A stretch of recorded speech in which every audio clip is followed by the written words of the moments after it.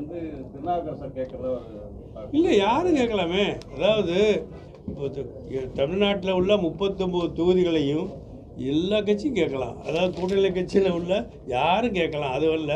ஆனால் அங்கே மேலிடத்தில் உள்ளவங்க முடிவு பண்ணும்போது இந்த கட்சிக்கு இது கொடுத்து வேலை செஞ்சால் வெற்றி வாய்ப்பு கூடுதலாக இருக்கா.